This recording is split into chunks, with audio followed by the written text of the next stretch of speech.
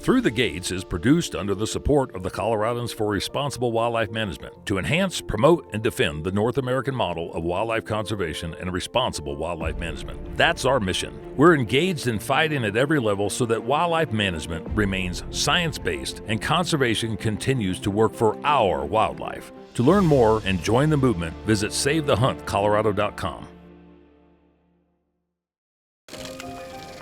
The North American model of wildlife conservation is the greatest conservation model in the world. It's a success story that should be shared and celebrated because everybody is a part of it.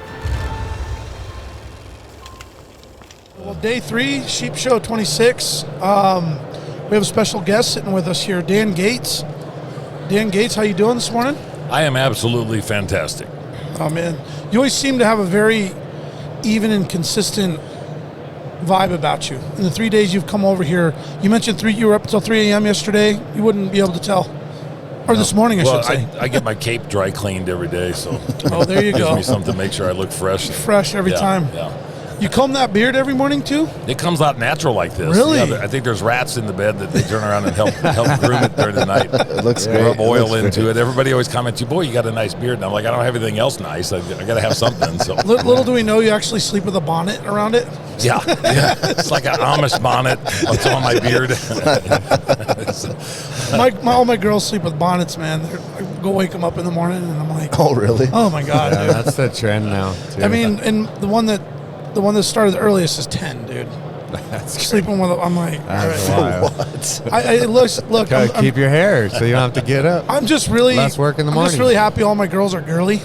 Yeah. And they want to do girly stuff, which can be annoying, but at the same time, obviously in the world we live in today, it could be much They're different. girly, so but they're like Alaska girly. Oh yeah. Which is like Yeah.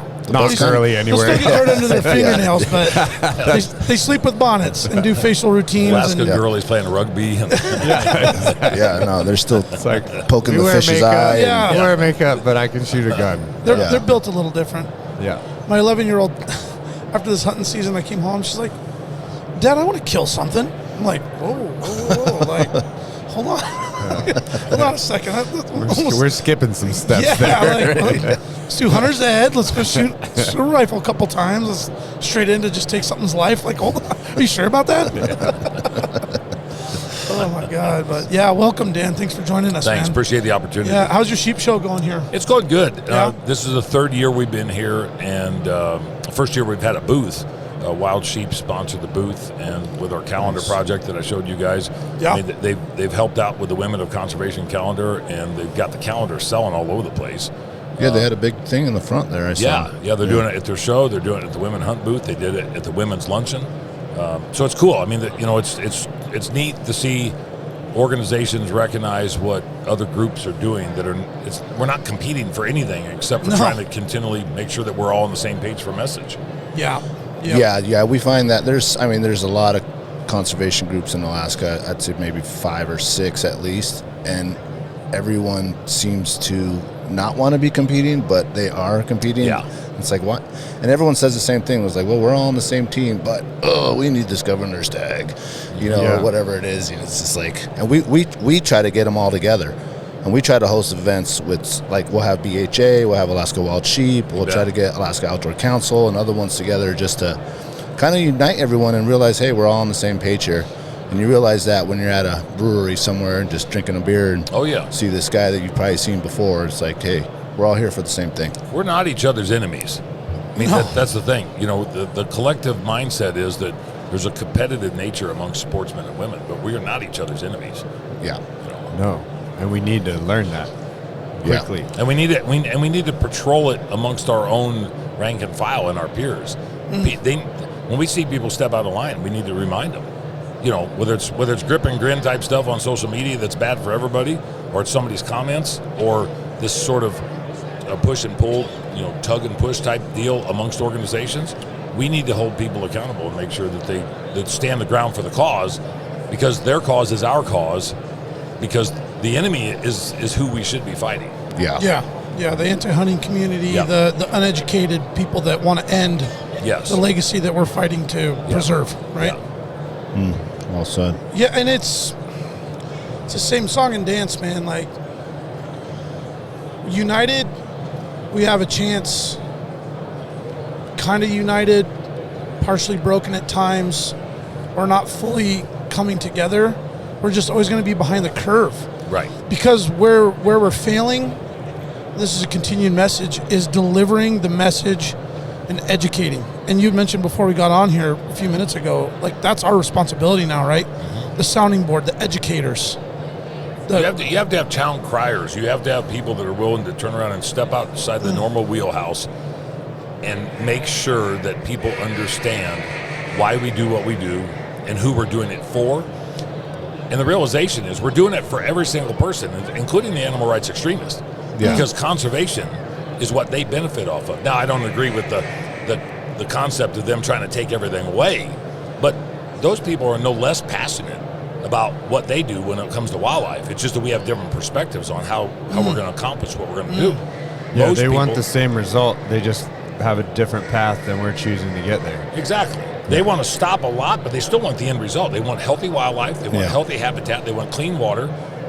They might want to eat things differently than you and I do. They might want to wear things differently than what we do. They might not want us to do some of the things wildlife related than what we do. But the end result is the same. And their passion and drive is what actually is something that we should be able to figure out a way to capitalize on, because we fund what they want and they're trying to disrupt what we fund. Yeah, they and that's the part of talking to the friends of mine or people that I know that are kind of do side on that, or maybe they don't side on the anti-hunting, but they just don't they don't really know where they stand in the middle. And when you talk to them and you actually break down like where the money actually comes from that is right now protecting those animals, they kind of have that aha moment where they're like, oh, I didn't know about the Pittman-Robertson Act. Oh yeah. And it's like, and like we put that on ourselves. Like that was a choice by hunters and sportsmen. It wasn't like the government being like, well, if you're going to do this, we're going to tax you. And they don't even know that, and they have no idea how much money, and they're not going to get those donations to equal that amount of money. They're not. No, and one thing that's interesting, and you know, I said we have to patrol ourselves. You have to hold the opposition accountable as well as you have to hold your team accountable. And I've sat, I'm on dozens of boards and I've been appointed by multiple governors, and I didn't vote for any of them. But there's a concept there that these individual organizations provide what we provide, but they don't know where it comes from. They think it comes from their taxes, state taxes or federal taxes. It goes, they don't understand. I'm going to show you something real quick. Please do. If you go to a meeting and you turn around and say, there's my contribution, what's yours? What do you put in? Most of our people anymore don't carry cash around in their pocket. None of those people put cash into the concept of what we're trying to accomplish. They want to stop game agencies. They want to turn around and stop the management. They want to stop the harvest. They want to stop the outdoor recreational side of it. Put money on the table and say, this is my contribution. This is what I'm willing to do today. There's 90 of you bastards sitting here. What do you got in your pockets to put in today? Because I'm willing to leave it on the table. Put your money where your mouth is. They don't. Right. And that shuts them the hell up more than anything, because they didn't prepare to have to come pay to play to take the stuff away. Just complain. Look at the money that's made here at this particular event with wild sheep. Oh, it's incredible. On the licenses, the tags themselves. These aren't excursions that these guys are buying. They're licenses and tags for the opportunity. They're not buying an animal. Do you think that any of those major organizations that are confronting and confrontational with what we're doing would spend $450,000 on a bighorn sheep tag? No. Just so we wouldn't harvest it? They'll turn around and get in on the Florida black bear lottery on the tags down there, thinking that they could take harvest off. Yeah. But they're still contributing to the cause on that, but it doesn't do anything for the management. Last night, the amount of money that was spent, the money that will be spent tonight, those organizations won't do that. If they really want to turn around belly up the bar, I would challenge them to get their ass down here next year at the Wild Sheep Foundation and sit and buy all those damn tags and raise the money up, because they won't compete with this freaking community. No, hell no, not even close. We're going to buy that $450,000 tag. Well, then somebody here is going to pay $6,000. Oh, we'll buy it for $6,000. Somebody here is willing to pay $750,000. Yeah. They're not willing to raise the price and raise the bar on it. Yeah. It's an interesting way to look at it. Actually, so since since Alaska Wild Sheep has become the presenting sponsor for the podcast, we get a lot of questions from people that are like wanting to know, like, is that you can obviously tell they're not in and they're sportsmen, obviously. They're all hunters and they're sports, and they're like, kind of don't like the idea. They're like, is Alaska Wild, it sounds like a good old boys club. Is it really doing anything to keep sheep on the mountain? And we never really have a way to answer that, because we can kind of tell that it's a loaded question and they're not really looking for the answer. It feels that way. Right. Maybe some of the people writing in are genuinely trying to get that answer, but maybe you could explain, since you know a little bit more about how these organizations work and where that money actually goes, because I think a lot of people don't believe that it's really helping.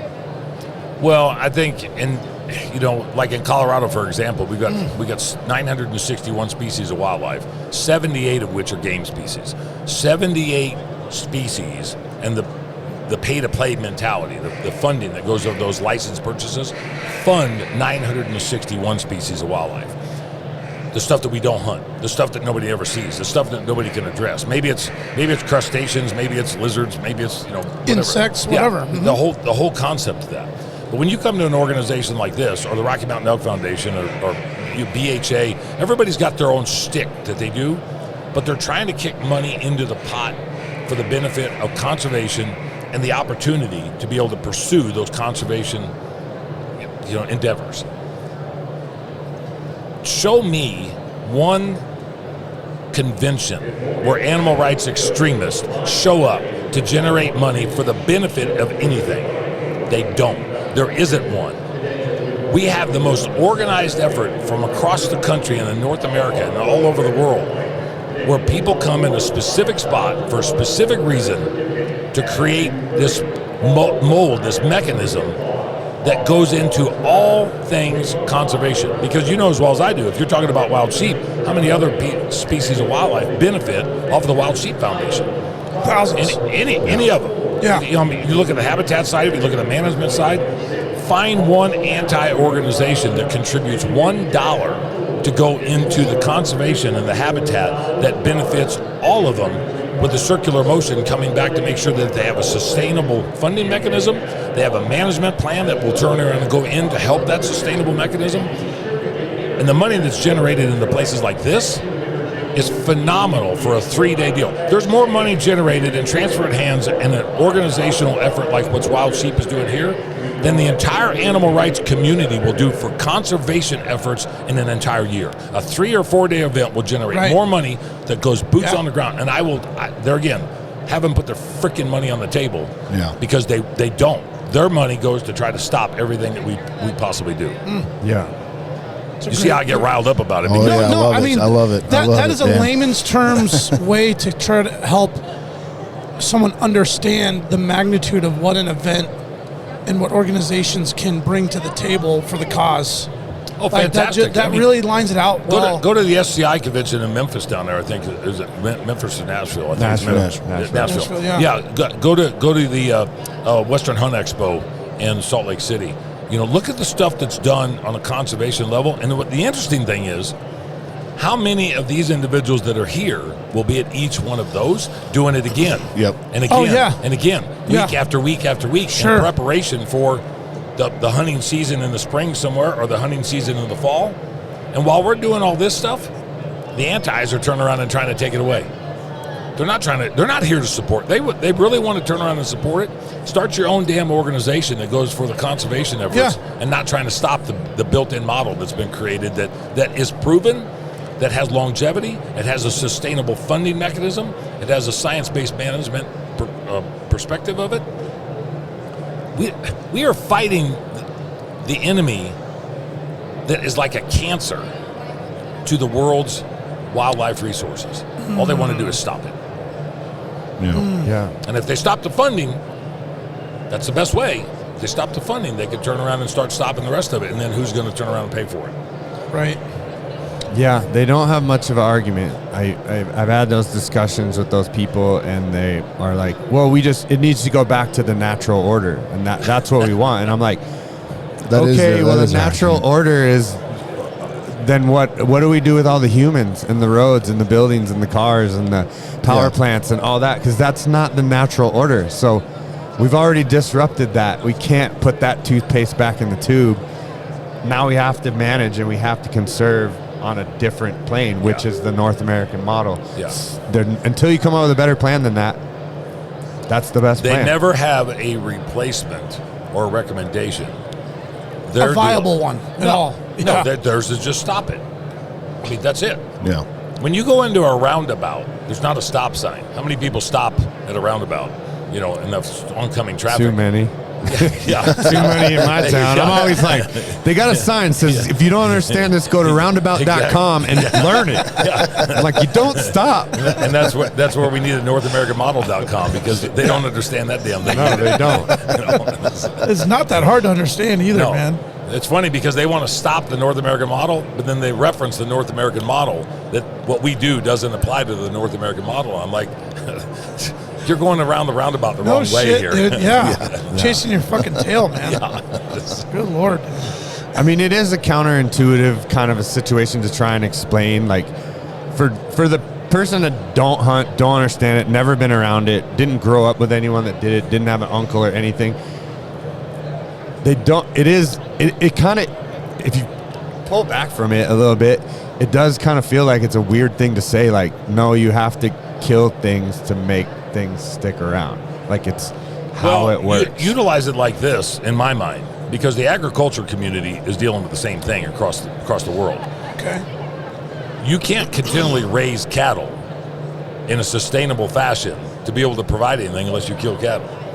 Same thing on wildlife. We're talking about human consumption. Yeah. You know, our first gentleman, who's the animal rights extremist, for those that don't know, the first gentleman in Colorado is the spouse of our governor. So you got Governor Jared Polis and you got First Gentleman Marlon Reese, both the biggest animal rights extremists in Congress that when they were there, and as far as a governor, husband-spouse deal. He said that food is political. Wow. Food is political. That immediately drives a wedge between people that are, what are you going to have for lunch? Yeah. Well, I don't want to get political, but, you know, I just want to eat. I don't care whether it's the opposite side. I don't care whether you're a vegan, a vegetarian, an ag producer, you just like to turn around and live and survive off the landscape, or you want to turn around and be supplemental to your home food system. Who the hell would think food is political? Unless you're trying to utilize that for your agenda through politics. Bingo. That's it.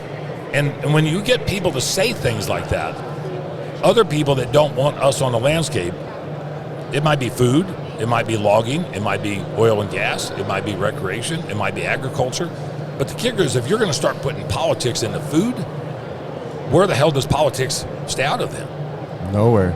Oh, yeah. No, that's literally gets messy.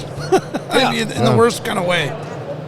It's interpretation from ignorant-minded individuals that are agenda-driven, trying to capitalize on the shiny object, the shiny fishing lure in the fishing box. That whoever can turn around and capitalize on something of a cliche term that they can get people to divide and conquer themselves just because of somebody else's perspective. Yeah, it's really like maybe it's an extreme thing to say, but it's an evil thing to say. I know. It's evil. It's like it's just. You are really going to the bottom of the barrel there with a political agenda. Like, that is truly just disgusting. Yeah. Like, you're going to take it to that level, try and convolute. Oh, yeah. I mean, sorry, that's just my thoughts on it. It's just but you get so down poisonous. You get down there in a rabbit hole on things because our community is here for conservation. Right. But our community is really here for the opportunity to participate in conservation, whether it's go after a bighorn sheep, whether it's put your name in one of those drawings over there for a $100 ticket, whether it's to sit there and buy a $450,000 tag or whatever they bring tonight. Sure. If food is political, what the hell is all of this? Confrontational? Altercational? Because it comes back into, you're familiar with Shane Mahoney. Absolutely. And Shane and I are good friends. But the Wild Harvest Initiative and the North American model are hand in hand. I mean, it's a spider web side of things. But for people that don't understand what the Wild Harvest Initiative is, it's every single thing that every single group here is standing underneath and behind, because it has to do with food, supplemental food for subsistence. Yeah. On a worldwide basis. It's not just talking about this or that. It's talking about all of it. We have to eat every single day. Even people that are in impoverished countries that don't have the resources or the opportunity or the wherewithal to be able to do what we could do in North America, they still have to eat. The common thread about conservation is the fact that if we are stewards of the wildlife and the resources and the habitat, and we utilize whatever resources we have available to us, food is the supplemental connection to all of that. No matter whether somebody goes to Africa and hunts something and doesn't bring it back to the United States, somebody over there is eating it. Yeah. Yep. You go to Mongolia, same thing. Right. People don't understand that when you travel abroad, you don't bring the meat back because of the USDA, the Wildlife Service side of things, disease and meat coming into the country, protection of borders and so forth. But somebody ate it somewhere. Do you think they think it's political? No. No. I guarantee feeding it to That's their the last thing child. that came to their mind, I can tell you that. Yeah. They're like, holy cow, this guy from North Dakota came here, and he hunted this, and he went with these outfitters, and the outfitters I work for, and now I can supply for my family because I don't have the resources to go to get them for myself. Yeah. Those are storylines that we don't tell well enough as far as worldwide stuff. Right, But right. look at the amount of food that is put into the food chain, so to speak, from hunters worldwide, including North America, and how that should be pedestalized and not bastardized. And if you start talking about food as political, well, we become marginalized. Well, Yeah. as you're talking about that, I was just kind of thinking about it, and I was like, you know, I always think of that Chris Rock joke where he's like nobody has a milk intolerance in Africa. No. So like I was just thinking about it when you were saying that, and I was like, you know what would fix this whole thing? Hunger. Yeah. Because it's such an American thing to be this whole like anti-hunting thing, and it's because we have like we don't have a problem with no hungry country has got an anti-hunter. No. The name one. No. You know? Right. They don't even know what that means. No. Yeah. It's like I get my food from the hunting community, but I'm trying to be an anti-hunter. No, that doesn't happen. No one's like, why would you kill that deer? Like, I mean, in a hunting. how many people go to Whole Foods in the United States or in Canada or whatever you got up in Canada, and they go in there and start protesting? You know, Right. These people are feeding your ass. Yeah. Exactly, man. But you're 100%. I think a lot of people aren't aware of it. You know, they're not. Like we had Sean Mahoney on last year, Shane. Sorry, he broke that down to us, and it was just like I hadn't even heard it like that before. Yeah, the amount of meals, the data on the amount of meals that are put on the American table, and the mouths that it feeds, it really does put it in perspective. We could not feed the world's population off of domestic livestock or agriculture production, period. There's not enough land, there's not enough people to produce it. Right. The Wild Harvest Initiative, whether it goes into, and I get down a rabbit hole just like what we talked about. Sure. But medicinal plants, you know, whether it's pine cones or whether it's nuts and berries or whether it's crustaceans or seafood or wild animals or, you know, I mean, look at deer antlers for crying out loud. I mean, that's part of the wild harvest. Anything that can be utilized off of the landscape. And most people don't think about it like that. I'm going to go pick dandelions for my salad. Herbal, yeah, whatever. Make tea or whatever. Yeah. People do that out of necessity. Right.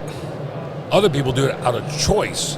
But if it becomes political, I guarantee you're going to see governments and you're going to see people fighting over a hell of a lot more than what we're fighting about now. Right. Yeah. Because you're taking my food away.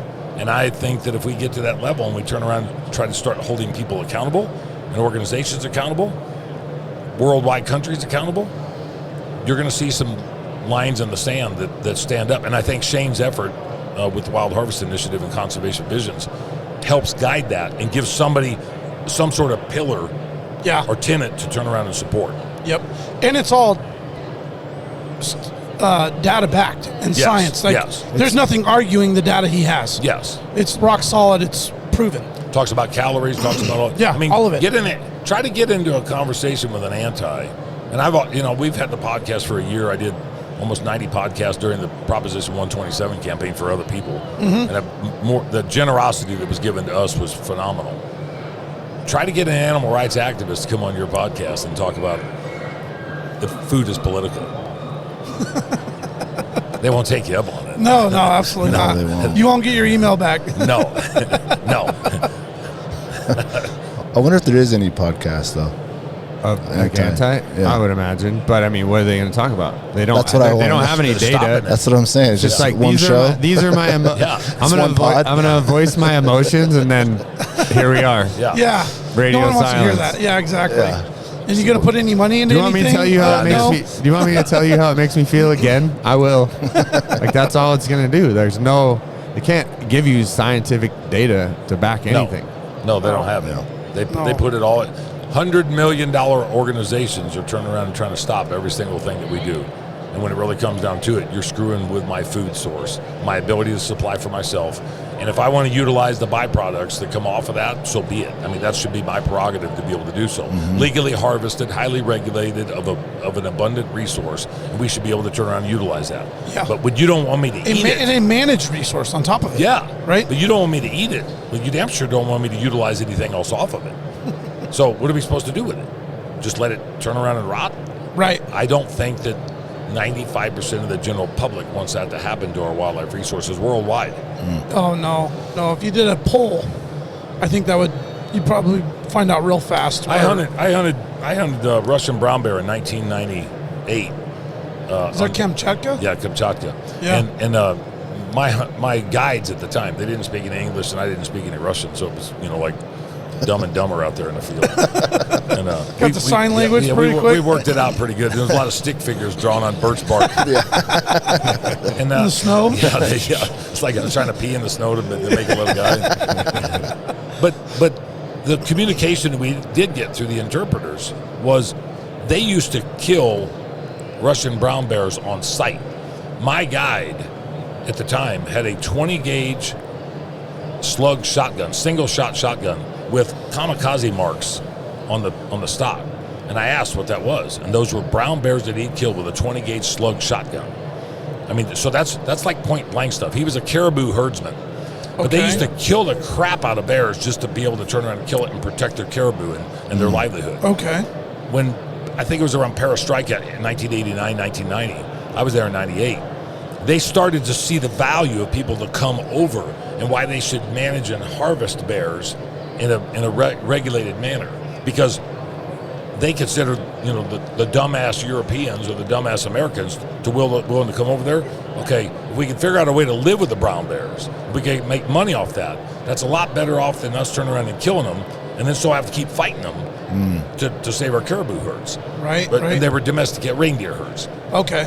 Well, when they saw how that worked, I mean, they admitted the fact that, killing 2 or 3 or 4 bears, no matter what the age, no matter what the sex, no matter what the time of the year, no matter how they did it, was not the way things should have been.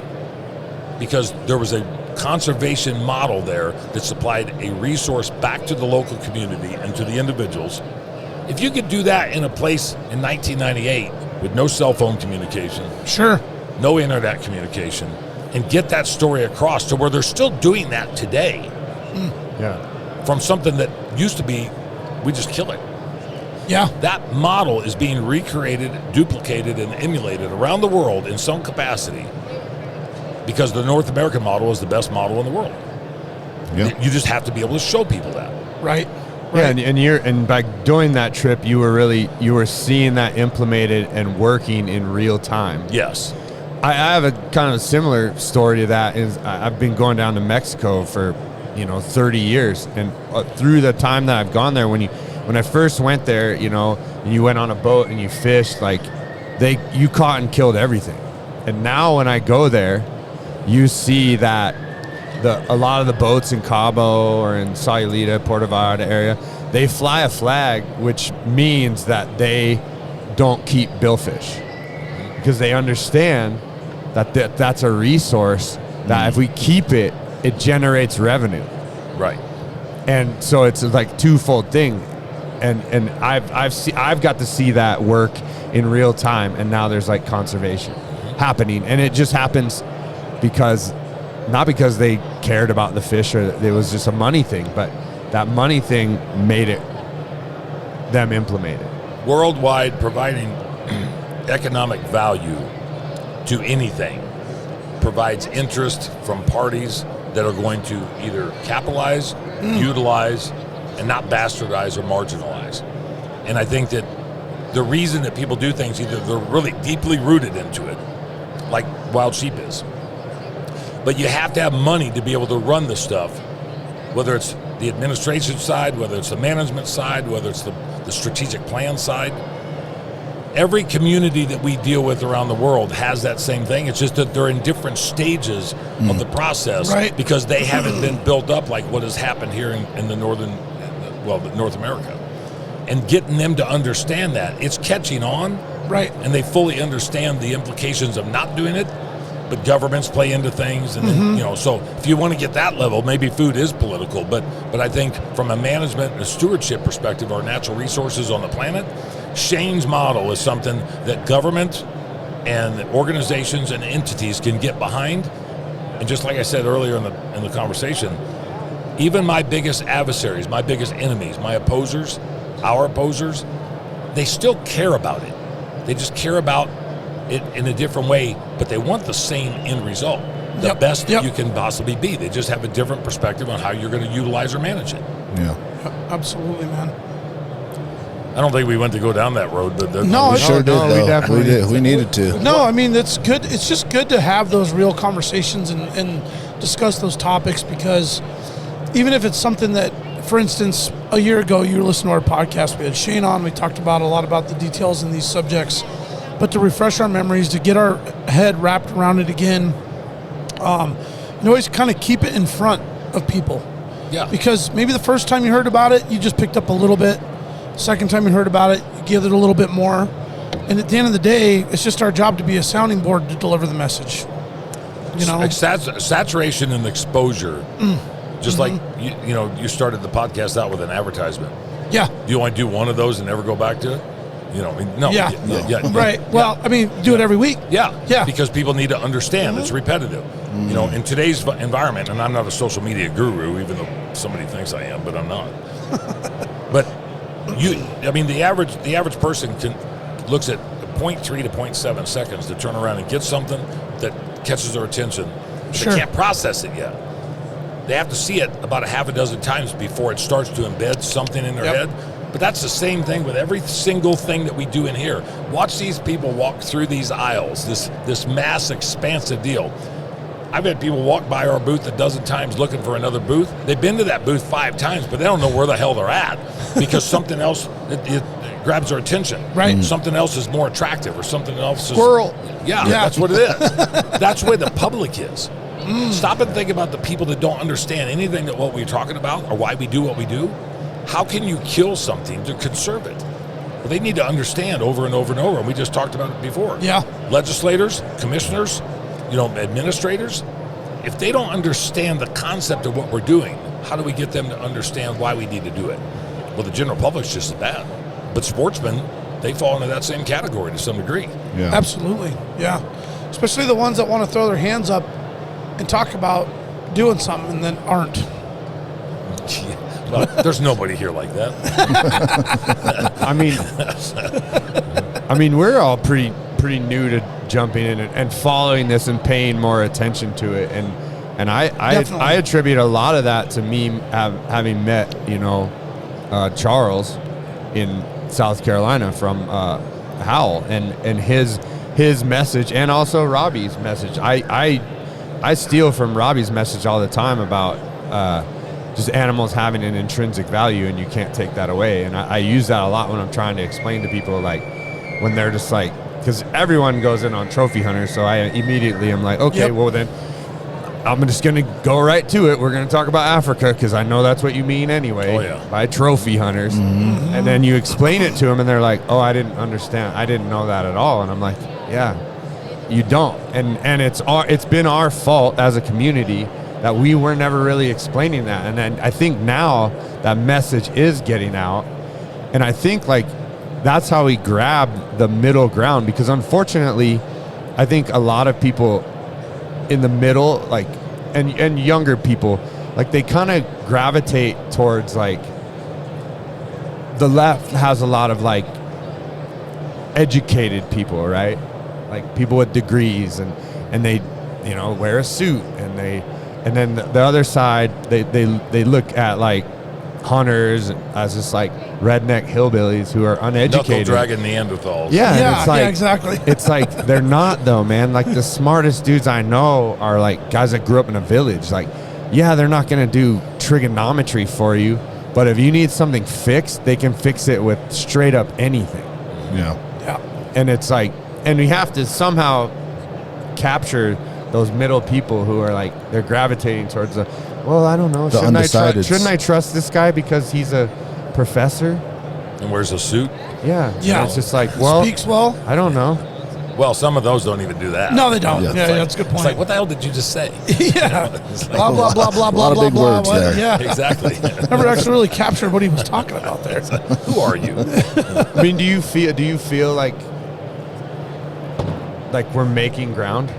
I think we're making ground. I think the problem that we run into, and I can say this because of what we've been fighting in Colorado and how we got thrown into the fire. We knew it was coming, and we knew we'd have to do it. We just didn't know at what level.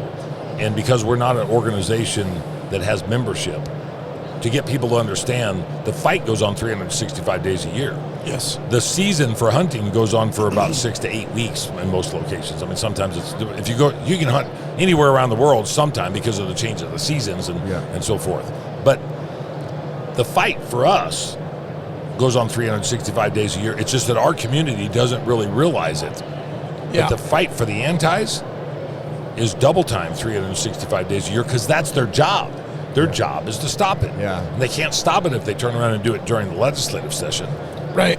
They have the legislative session, they have the commission session, they've got ballot sessions. They can turn around and do ordinances. They can create this whole model of trying to disrupt and disband every single thing that we're doing 365 days out of the year. Our community, we have show season, like in the winter. Yep. Mm-hmm. Then we have preparation for hunting season. Yeah. Then we have training and get our crap together season. Then we have hunting season. And then we have, but all this stuff that the antis are doing goes all over that. Sure. And I think it's getting better, but I think we are probably light years away from actually being a formidable opponent. We've had some major victories. What we accomplished in Colorado in 2024 on Proposition 127, the trophy hunting ban.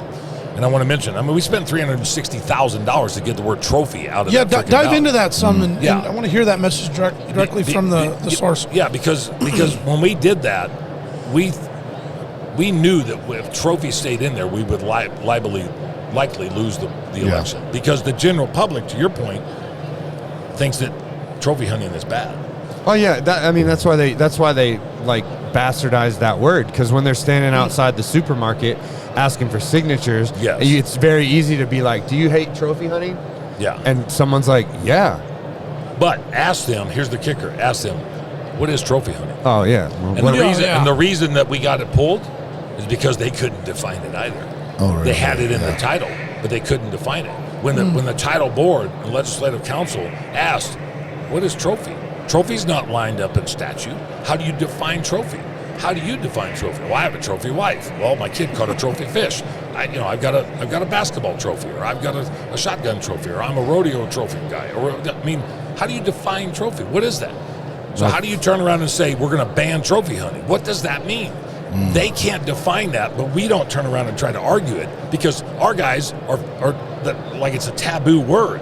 Yeah. I don't talk about trophy hunting because I'm not a trophy hunter. Right. Okay, well, how about define trophy hunting then? Those are things that we don't do a very good job as a community.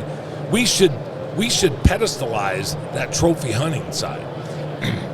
Colorado, we sell about 2,500 mountain lion licenses a year. It's about a 500 lion harvest that we get. Is that a trophy hunting?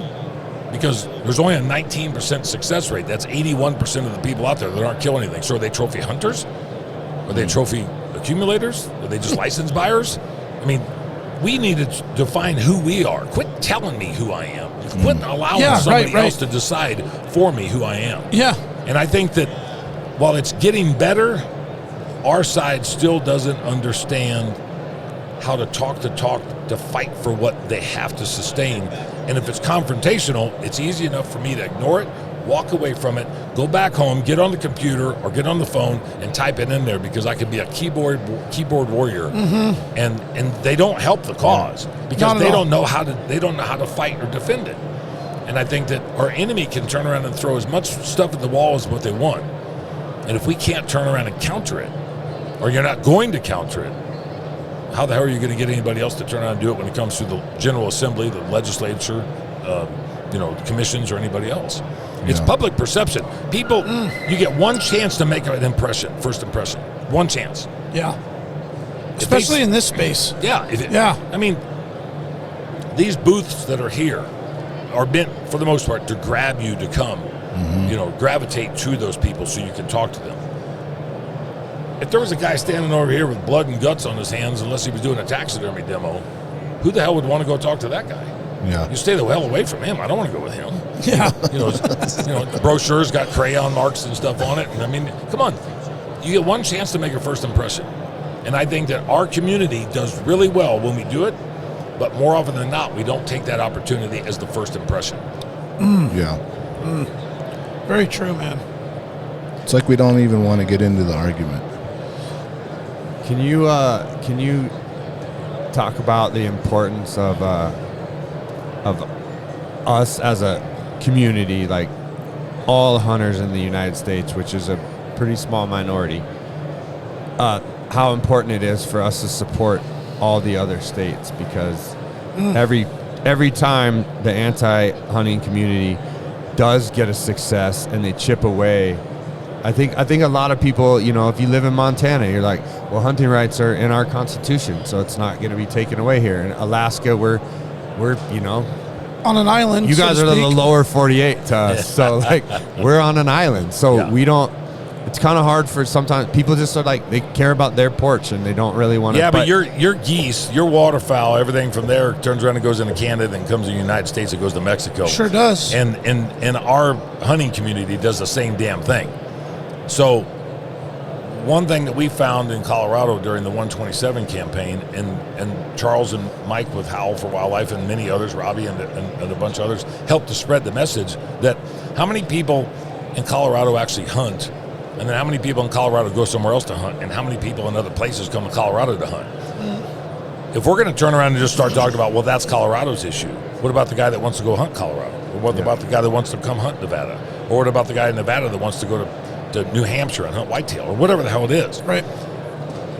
I honestly believe that, and I've said this over and over, and I know it falls on deaf ears to some, but the sportsman community is something that we should be able to champion, and we should be able to pedestalize, and we should be able to make sure that wild sheep is not bastardized by anybody in any way, shape, or form. If you bow hunt, great, you're a bow hunter. But let's just everybody say we're sportsmen. I'm a sportsman that bow hunts. I'm a sportsman that traps. I'm a sportsman that fishes. Because a united one, right? Yes. Yeah. And we've come up with the cliche term about unite the fight. Unite the fight. Some of that came from what William Wallace on Braveheart. Unite the Klansmen. Yeah. But because they were so divided, I mean, it's a good analogy. Yeah, right. Stand there and watch our guys get killed over there because we don't want those guys killing us. And we don't want to have to fight on their behalf. What we saw during the 127 campaign is, I think, we took donations in from all 50 states, 7 Canadian provinces, several foreign countries. They weren't all mountain lion hunters. They weren't all bobcat harvesters. Right. We convinced they're sportsmen. They're sportsmen. Yeah. And when we convinced them with the language that we got changed and how that could be interpreted and how that precedent could be set, you could have put deer and elk and bighorn sheep or grouse or anything else into that same paragraph. And that's where that right to hunt and fish side comes in. It works when it works, but it's not bulletproof because it doesn't give you the unequivocal right to hunt and fish every single thing 365 days a year, whenever the hell you want, however the hell you want. There are parameters set within that. Under certain circumstances, that right to hunt and fish can be a detriment to those states that have actually gotten it done. That's why we haven't been able to do it in Colorado. For one, we're always under attack. Right. You're trying to fight this. Well, how do you fight a 10 or 12 or $15 million campaign here? You guys are definitely at the tip of the spear right now. Colorado is, unbelievable. Yeah, in the barrage trenches. of war that you guys are in a war. Washington, Oregon, and everybody else has got their own issues as well. But the center of politics, going back to the first gentleman's statement, food is political. Okay, we go back into that conversation. Colorado is centric because we've had some of the best wildlife resources in North America. Yeah, dating back 100 years ago. I mean, even when they started to change the stuff from the travesties of no hunting management, no regulation, to what it's become today. We've got the largest elk population in the world. Our mule deer population is in decline to some degree, like most of the West. Some of it's habitat. They say oil and gas. Some of it could be climate, predation, a variety of different things. I think a lot of it, and it doesn't get talked about enough, is recreation. Recreation is detrimental to mule deer populations in conjunction with all the other stuff. Yeah. Right. But you look at the states, we have boundaries and we have individual laws, rules, and regulations. But you look at how many species of wildlife or populations of wildlife that are close to boundaries that cross into other states that now become the management of the next state. Yeah. They stay here, they winter there, they cross over, whatever it is. Yeah. But you bought a license in Colorado, but you've been watching that buck in Colorado for the last 3.5 months on your game cameras or on the fields where you harvest. Yep. And now he goes into Kansas or Nebraska. So you can't hunt him over there because of the laws, rules, and regulations. We have that structure already built in place to where it protects wildlife where it's at. But it also turns around and gives them unequivocal ability to be able to go from place to place, whether it's country to country or state to state. And that's something to where the North American model is interesting that most people have no clue about, whether Colorado does this. Yeah, but, the other states are doing that, too. Look at how many wolves left Colorado and went into Wyoming and got killed. Yeah. Right. Right. Some were they going home? I don't know. I think they were just getting out of Colorado myself. If you dump my ass out there in my pajamas, I wouldn't want to be there. The way it is. Headed to Wyoming. Take me and put me in Harlem overnight. And I'm not gonna fare well. I'm gonna get the hell out. I think that's what they did with wolves. Is they brought them in. A significant amount of the population of the reintroduced wolves decided they want to get out, and they met their demise. But if we had those laws in place for every single species, like what we do under the North American model, think about what it would be if we didn't. There'd be a hell of a lot of species degradation. Extinction, maybe. It wouldn't happen under the hunting side of it. It'd happen over the lack of management side of it. Right. They'd be decimated. Yeah. Yes. Mm-hmm. It'd probably be disease. Yeah. And everything in conjunction with just, Why do people care about what they care about? It's because they have a vested interest in it, or in the animal rights community, it's because they think that everybody else is taking from them. You look at the public trust doctrine within the North American model, it's my wildlife. No, it's our wildlife. Right. And I say that. Yeah. I say that when I say it's the most recognized and respected and admirable model in the world for our wildlife. I'm not talking about the hunting community. I'm talking about the human race. right. And it goes back into that other side of things. I honestly believe that those people care just as much, but they want to turn around and use our model that we created. Shane Mahoney and Valerius Geis helped write. They want to use that and use that against us, but they want to claim that it's our wildlife when they're only talking about them. They're not talking about all of us. Right. When I say it, I'm talking about all of us. Yep. And it goes all the way out to the people that don't hunt, just want to see them. Yeah. View them. Or just they want to know that they're still there. Appropriate. Right. That they still exist on this planet. I was in here at the casino on Tuesday night, won a couple $100, and there was a guy who came up and saw the back of my hat, and he's from Reading, California. He read the back of the hat, and he goes, "What are you here for?" And I told him wild sheep. And he, of course, then he wanted to tell me about wolves in California and blue whales and all the other stuff. He had a little bit too much to drink, but he didn't know what I told him, and he just looked at his wife and he goes, "Hey, jot this down." So when I told him about the North American model, I told him about wild sheep. You went in on that. Yeah. Huh? Okay. And he's standing there. I mean, if you're going to bug me while I'm sitting there trying to play blackjack or Yeah. I'm going to turn around. I'm going to educate this guy. Yeah. I saw him Hold at on, breakfast dealer. the next morning at the Cafe Milano over here, and he walked over and he said, "Do you have a card?" I mean, we can't do that 300 million times to get people to understand. But a guy from Reading, California, if he's willing to turn around and take a card the next day And wants to learn about it? wants to learn about it. And he's going to tell somebody. Yeah. For sure. And as I keep telling people, don't listen to me. Don't listen to my adversaries. Listen to the experts that are managing our wildlife. We have these models in place for a reason. Yeah. We should be able to turn around and we use these words through this whole podcast, pedestalize, bastardize. We should be able to pedestalize that stuff, put it up there, hold it up high, and when somebody comes and challenges it, we better be able to turn around and fight back and say That's you're right. wrong. Yep. Defend it. Because that's the only thing we have to stand behind, because every game agency in North America adheres to that. It's in their mission. Right. We should be able to turn around and help support that. Yeah, absolutely. I'm riled up. Got him all fired up, dude. Protest Ready now. to march? Damn, Ready to dude. march? Got your marching boots on? I knew Dan was going to be one of those guys where he start, where's the wall? I'm about to blast it. I mean, he's in it. He's so, you're in it. Yeah, he's He's in the entrenched trenches. on a day by day, man. Want to go protest at Whole Foods this afternoon? Yes. Where'd these apples come from? I'm going to see a protest. Yeah, it's like chocolate-covered almonds. Wait a minute. So Dan, through the Gates podcast, right? Yeah. That's your podcast. Yeah, Is that what's its like cycle? Is that, did you just do a whole bunch of information, pump it out, take a break, or is it Oh, continuously no, going? we're dumbasses. We ain't smart enough to do that. Through the campaign, and I appreciate you asking, but Yeah. I was on 86 podcasts in 2024 for other people because of what we were doing. Mm-hmm. We didn't have the money to advertise, Right. but we needed a message to go out from like-minded, logical, supportive organizations, people, and entities. So nobody knew who my dumbass was, which was fine with me because we didn't have a social media account. We didn't have podcasts. We had the organizations. But it was boots on the ground. You go work with people. You have relationships. We were And it forced. successfully hit algorithms Yeah. hard. Yeah. Yeah. And I got to give shout outs to some guys, because when Charles Whitlam with Howl for Wildlife, and for those that don't know, I didn't say it wrong. It's not Whitman, it's Whitwam. That's right. Yeah, Whitman. and, Yep. and so we just had breakfast yesterday morning.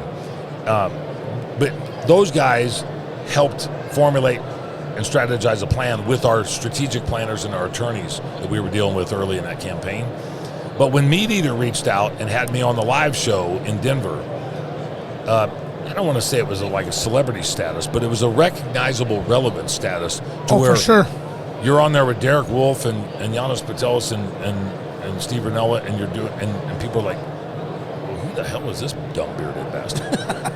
and it worked in our favor, because within about 90 days we were on like 30 flipping podcasts, and we were doing presentations at SHOT Show and Sheep Show, and the community really helped launch it, didn't it? Yeah, the community said, nobody told us about this. We need to help him and them as the state and the community turn around and really elevate this conversation. And once we had that, it allowed us to really get ingrained into the community from a messaging standpoint. And the majority of the bigger podcasts that we were part of during that 24 campaign said, you need to do your own podcast. I'm like, I don't want to do a podcast. I just want to do what I do. Right. And the more that it kind of got into the latter part, and then when we won on November 5th. Right. 2 ballot initiatives we won, which was Ordinance 308 on the fur ban and Proposition 127. When we won, the floodgates opened that everybody wanted to know the secret matrix, because I think there was a question in the community's head that we talk the talk, we walk the walk, but we're going to get our ass kicked. I mean, we helped out, we funded, we supported, we all had this right message, we united the fight, but they're going to get their ass kicked. And when we won by 10.5 points on one of those and 17 points on the other, everybody's like, holy crap. Wait a minute. That was Colorado. That wasn't like Montana. This was, you were supposed to lose. Right. And you weren't supposed to lose by 1 or 2 points. You were supposed to lose by dozens and dozens you're about of to get points. shellacked. Yeah. And we kicked the crap out of them on the other side. That in itself, keep in mind, you're talking to a target audience that is not sportsman oriented. This is in a state that 4 years previous, people voted for wolves, to reintroduce wolves. First time by a ballot initiative worldwide that you got people, uneducated people, taken to bring wolves in, an apex predator. That passed by 1.8%. 4 years later, we switched a lot of those votes in those communities. We won 58 of 64 counties on 127. But the population is on the Front Range, so you've got that whole Denver, Boulder, Fort Collins, Loveland, all that. Oh, yeah, where all the people are. We switched a lot of those votes in those counties by 20. We still lost a couple of those counties. Sure. But we switched it by 20 and 30 percentage points over 4 years ago on the wolf introduction. Wow. People started paying attention. And when they said, you got to do a podcast and you have to you got to find your space and your niche, that's not what we intended on doing. And now we got a building at the house, and we turn around and put a podcast room in. And now I'm trying to look researching mics. And yeah, and I got experts going, oh, you need this and you need that. And I'm like, I can't even spell this or that. I'm looking at your guy over here, and I'm thinking, I need about 3 of those guys because I don't know what the hell I'm talking about. Yeah, man, you got to find some production help for sure, especially as much as it's going to grow. Because, I mean, if you're consistent, that's what podcasts are all about, is consistency. We did it. We started January 1st of 24. We just completed our 82nd episode since January 1st of 24. Rolling. No, it's 25, excuse me. 25. Right, yeah. We did everybody else's in 24. And I just did one here the other day with Jana Waller, and Randy and I have done a few, Newberg and I have done a few, Rockcast guys and Clay Newcomb. And I mean, when they said we would help you and we would help give you ideas on what you could do, it's like, okay, you're going to help me restore a car. I don't know what to do with paint or something. Yeah. No, this is something where I think the community is yearning for it.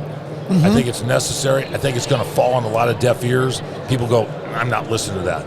But that booth that we've got over here, I guarantee that there's been 1,000 people that have come through there that have seen or watched or subscribed to that podcast from different parts of the country. Now, if that's just what we saw in the 10x10 booth, there's a tremendous level of interest out there from the community that we have found something. And I'm not saying that we're the solve-all on this. Right.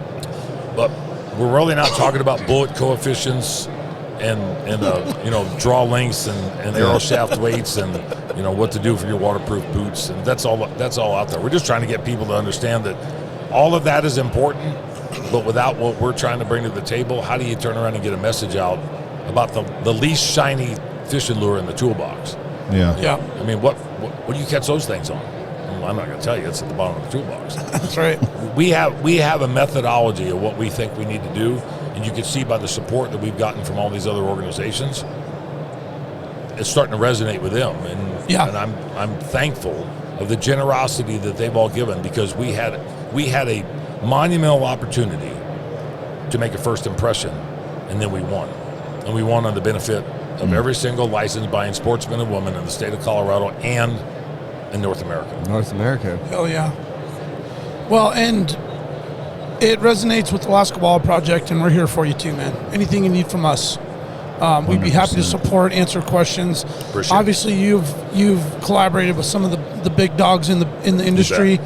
We're certainly not in that level, and we don't pound our chest to be, but we want to be part of the solution, part of the cause, part of the message, and whatever we can do to contribute and support, we're here for you, man.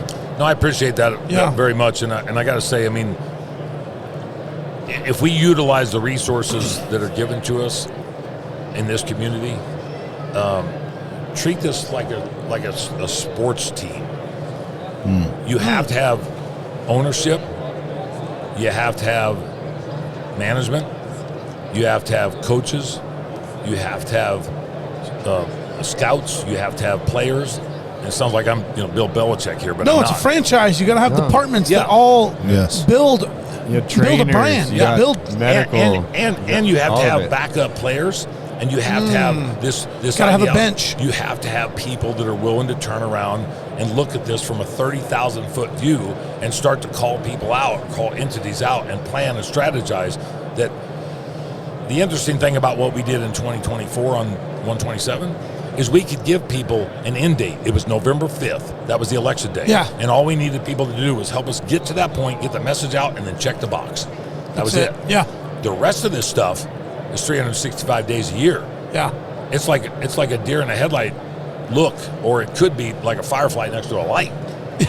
Our community just goes from one thing to, what are you talking about? Look at what's going on over here, and look at what's over there. Mm-hmm. We got lucky because we had one solid mission, and that was November 5th. Yeah. You need a team just like a sports franchise. Nobody wants to be the Cleveland Browns. Right. Except for Shadur Sanders, and he just got stuck there. Yeah, not if you want to win, right? So, yeah, nobody wants to be them. Everybody wants to be a winner. We proved our value and we won, but we didn't win on our own.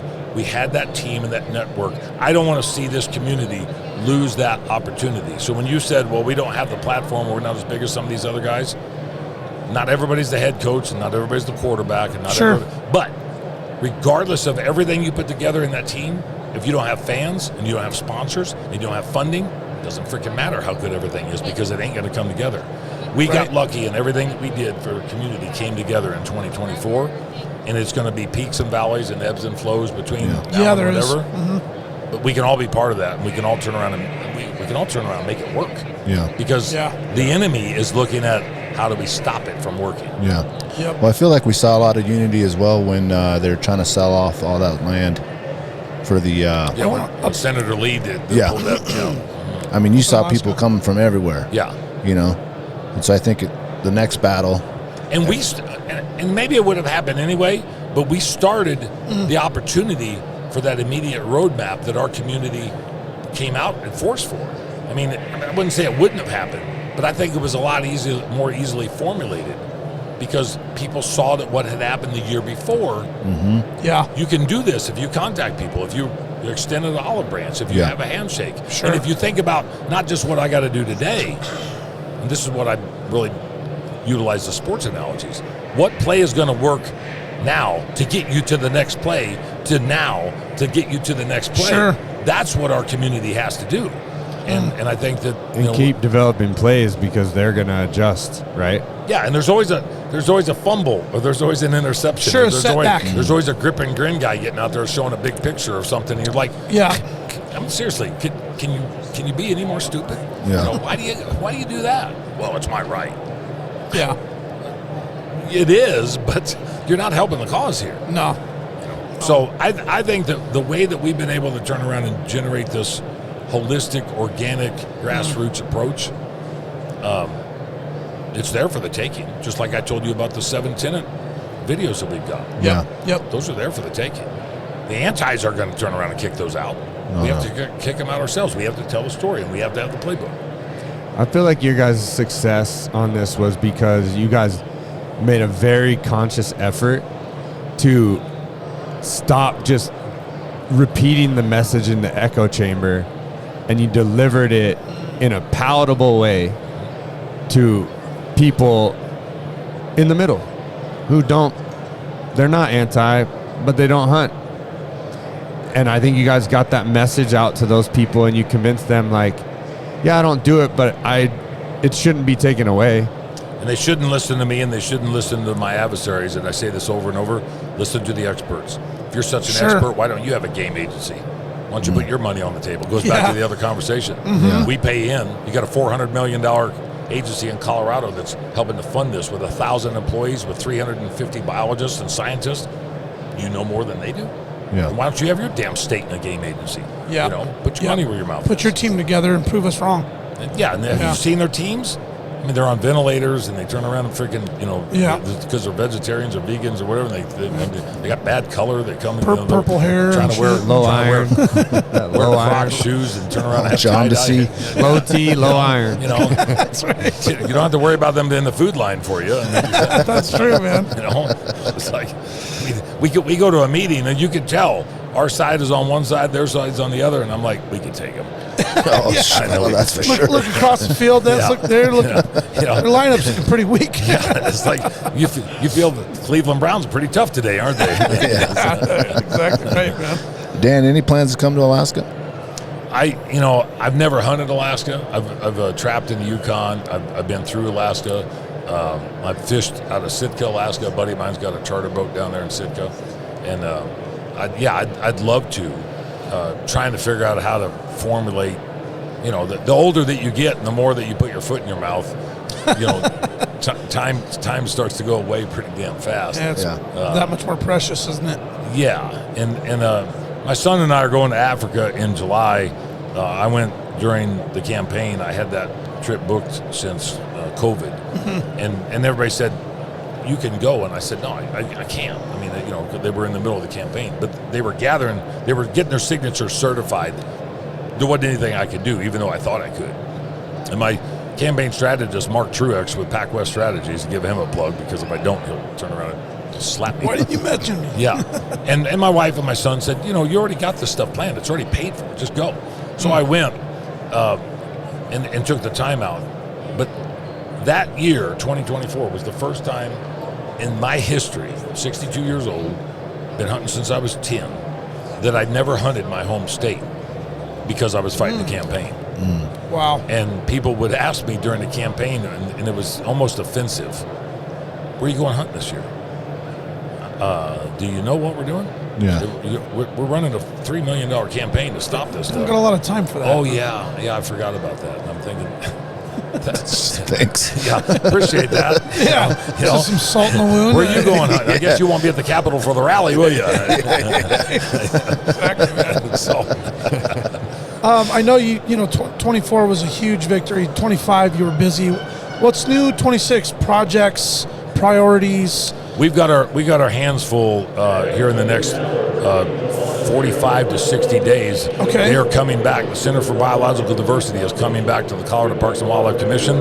They're also going to the General Assembly. They're looking at predators. They're looking at trapping. They're looking at fur harvest. They're looking at fur sale. They're looking at you won't be able to buy, sell, trade, auction, or raffle a dog in the state of Colorado. There is no exemption for hunting dogs. There's no exemption for livestock dogs or personal protection dogs. We've got gun issues that are there that we try to stay out of, but when it pertains to hunting and the utilization of weapons for pursuits or consumptive use, we've got a tremendous amount going, and the reason being is because wolves have been a topic of discussion for years. No, obviously. big time. We can't get out of the news on some things in the state.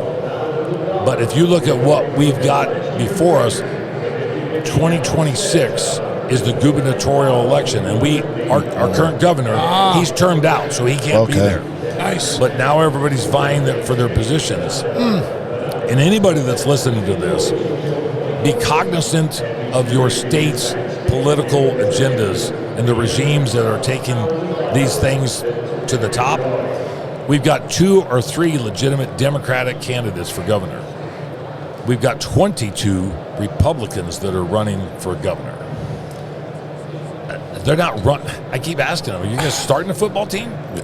Because we need 1 good candidate or 2 good candidates to go against the other side. And I'm not saying that the Democrats are bad. I'm saying we got to bring some levity and some color into the crayon box besides red and blue. We have to have the middle of the road no matter what. Right now in this political administration we have, there is no middle of the road. It's my way or the highway mentality, and that's why we've been so steadfast in what we're doing. But between now and the end of the legislative session, May 8th, we still got commission stuff that we're dealing with because these commissioners were selected by this governor. Right. I mean, like-minded individuals Sure. follow other Sure. individuals, so we still have. But they've said, the side that we're fighting has said, if we're successful in Colorado in March and May and June, we will move to New Mexico and we will move to Arizona to do the same damn thing because we have legislators that said if you win in Colorado, we will run legislation in New Mexico and Arizona. So it's pivotal Yes. to win this year. Yes. I mean, people are like, oh, great, you won in 24, good job. Yeah, that was just one battle. Yes. That's Yes. one battle. Yeah. Yeah. I mean, when somebody gets new tires on their car, how many get 3? or 1?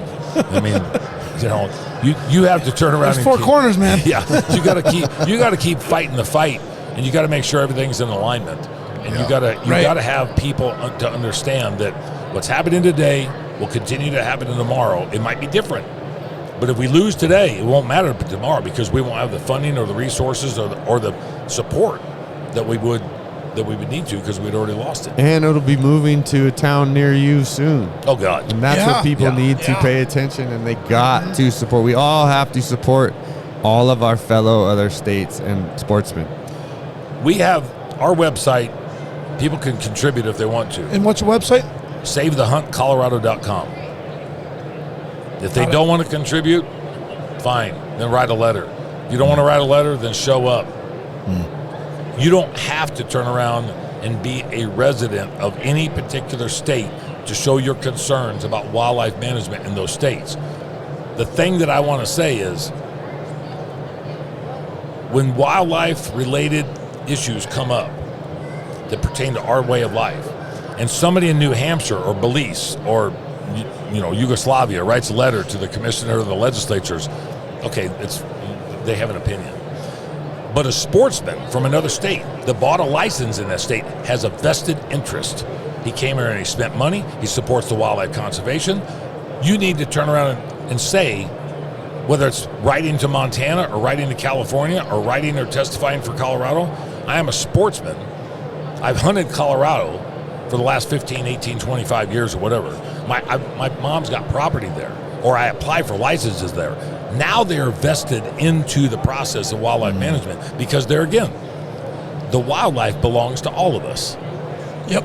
And if you're paying into that system, legislators and commissioners to some degree recognize that you have skin in the game because you participate in the pay-to-play system. Most of our team doesn't think like that. It's a Colorado issue. Yeah. There's nothing I can do. There's 260 or 300,000 individuals applying for preference points in the state of Colorado. You're putting money into the system. You bought a tag to be able for a qualifying license to get in. You have to do that in about every state in some capacity. Yep. You have skin in the game, and you need to let people know that you're concerned about how wildlife is managed and how it's being attacked and assaulted, and they need to listen to people from all over the place. Everybody's got an opinion. Opinions are like assholes. We know that. Yep. Everybody's got one, but not everybody buys a license, and not everybody pays into the system for the management of those resources. That's right. Yeah. Really well said, man. Well, really we hit the hour mark here, boys. We did. Yeah, this goes like 5 minutes. Oh, that was it. I knew it would with you too, Dan. I mean, I just feel like this is the tip of the iceberg, and there were some other things that maybe individually would love to dive into in terms of your individual story and background and history, and we'll get you on the show again. Yeah, like Steve Martin. I was a poor black sharecropper son. Hear all about it. Yeah, no, we'd like to get you back on our long format back home. Obviously, if there's any chance somewhere down the line you just happen to get to Alaska and the timing comes together, we'd love to have you in studio. But if we can get you on a Zoom or that'd be badass, whatever, yeah. we'll put a I thought you were going to ask me to come up and hunt all sheep since we're at the Wild Sheep Show. Oh, yes. I mean, really, one thing. Show them your spot. Yeah. That's right. Yeah. You see my honey hole? Yeah. Here's a Ramblay. Yeah, exactly. I had one thing I wanted to end the show on, because we went into the woods and some pretty heavy stuff. You're an avid outdoorsman, sportsman, hunter. You're 62 years old. You've hunted, fish, trap. You have a fun, kind of crazy, maybe like close call story you'd like to share with us real quick, just to close this out playing in the woods in your time? Well, I think, anybody that has a chance to travel overseas, that's like, being foreign enough to where, the young redneck goes to the big city for the first time, but it's almost the exact opposite. And I would encourage anybody to be able to turn around and take the opportunity to travel to a foreign country and look at what the hunting resources have become and how they've been appropriately managed. And I'll tell a quick story, because when I went to Mongolia in 1999 and I hunted Tian Shan Wapiti and elk, and I wanted to hunt elk like they had not been hunted before, and they really hadn't. I took a grunt tube over there. My guides were old men to smoke cigarettes like freaking the Winston, cowboy. Right. Walk my ass in the dirt. At 9,000 feet, and wearing robes of wool and alpaca fur and the yak fur in it. And I'm thinking, I'm going to kill this son of a bitch. He walked my ass in the dirt and smoked everywhere he's going. He's smoking cigarettes. And I pulled out a grunt tube and I called in probably better than 30 bulls in 5 days. Now this is 30 years ago, but they were enamored by what I was doing to call, because they'd never seen that. It was not like I was Wayne Carlton or Gordon Eastman or anything. It's just what I had done here. But they asked what else I could call, and I said, we can call anything. And so the interpreter that we had, his name was Zal, and he was a policeman in Ulaanbaatar. And so he speaks with that accent, and we're communicating fairly well. But when I said, well, we call marmots, and for hunting purposes, and he said, what is a marmot? And I said, it's those things running around the rocks up here. Yeah. And I forget what they called them, but he said he told Mr. Bouillon, the camp elder, he was like, no, Yoda, he was about 300 years old, but he would walk your ass in the dirt. And he was like a shapeshifter. All of a sudden in the dark, he'd turn around and he'd be gone, and all you'd see is a red dot from his cigarette about 200 yards away. You just had to follow him through the dark to get to where the hell you were going. But he convinced Mr. Bouillon that I could turn around and call marmots. Well, what they had been doing at the time is they would dress up like Hopi Kachina dolls and fox outfits, and they would go dance with these bells and all this stuff, and the marmots would stand up in these rock piles, and these young kids with 22 single-shot rifles would then shoot the marmots, and that's what we ate a lot of when we were there. Yeah. I mean, take freeze-dried food if you're going to Mongolia. Or you're eating marmot. Yeah. We're eating marmot stew every night? Yeah, Richard Simmons doesn't have anything on a diet when you turn around and go to Mongolia, I'll tell you that. But so I said, well, we can call marmots. So, but jokingly. And the next day, they wanted us to go down to this rock pile and call these marmots. And the buddy that was with me at the time, he's like, you better make sure that you pull this off. they might eat us. There's or a lot of something. hype around this. We might be the marmot for the next So group. I don't know. They didn't have phones or anything. We go down to this rock pile, and there's like 40 people down there at this rock pile waiting for me to call marmots. I'm like, how did they contact all these people? It's like one guy riding around in the middle of the night on a horse. Pigeon or some shit. Yeah. Could blow a horn at night. That's why they can walk you into the ground. Yeah, that's exactly right. One guy went and told all those 40 people. Yeah. And so I used the coyote call is all I did. Okay. Yeah. So we're standing there, and you got these kids over here dressed up, look like little Kachina dolls, and the other kids standing over here with the 22 single-shot rifles, and all the olders smoking cigarettes, and you got goats in the background, and I did 2 or 3 howls on this freaking thing, thinking this is like preparing. There's like 140 marmots stand up in these rocks. Oh shit. And you can see Mr. Bouillon look at Zal, and he's telling him, and it's like, holy shit, we don't have to dress up like Kachina dolls. It's like we just need a Dan Gates. We can't let this guy leave. He's a wizard. It's like a Dr. Doolittle for crying out loud. So I left that call there for him. We joke about it. Okay. There's probably no marmots in that part of the. They're gone, man. That call's just on a shelf, dusty, and there's not a marmot inside. The reeds all broke out of it. They're still blowing on it, trying to do something. It's that's a great story, man. It's cool because I was fortunate enough as a younger guy to be able to plan to do some things, and I would encourage anybody not to take this for granted. I guided hunts as a young guy. I saw a lot of old guys that come in that were 65. Well, I'm 62 now. I can still hunt, but 65, 70, 75 years old. And there's guys here that are like that are in better shape. I mean, it's a different philosophy. But take advantage of the opportunity while you have it, not just because of health, but because laws, rules, and regulations, international boundaries, sure, the way animal populations, different philosophies on management objectives and so forth. But put some time and effort into your plans and incorporate those plans into how you can be part of an advocate.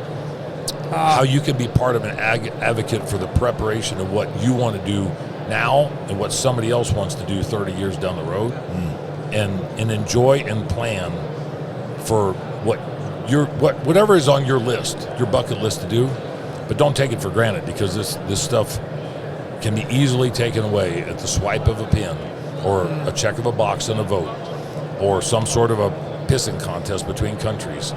And we should covet the wildlife resources of the world, and we've been able to do that very well. Now the antis will disagree, but we've been able to do that very well, and I would like to know that when my kid, who's 35 years old, when he's my age, he gets the same opportunity between 35 and 70 that I've been able to do. And I'm not a wealthy guy. I mean, we make a living, but don't take this stuff for granted, because there's a lot of people out there that just think that it happens naturally. But as Shane Mahoney has said, and what we've said on many times, wildlife does not happen by accident. And our opportunities to be able to pursue that does not happen by accident. It's very deliberate. Yeah. That was a really beautiful closing statement, Dan. Yeah. I'm a beautiful kind of closing guy. You are, man. You just absolutely nailed it, man. We can't wait to have you on again, Dan. Thank you so much for your time, dude. Thank you for what you're doing, coming out here. Yeah. You know, your time is precious, and I'm sure you got a huge agenda of things to get back to, and carving out an hour in such a important time to be here spreading your message means a lot to us. Appreciate the opportunity. Thank you so much, man. Look forward to sharing it on our podcast and having a dual release for that week. And that'd be great. Anything we can do to turn around and help spread, or create that continuity and the connectivity I think is important as well. So. Yeah, likewise, Dan. Thank you so much, brother. Appreciate it, guys.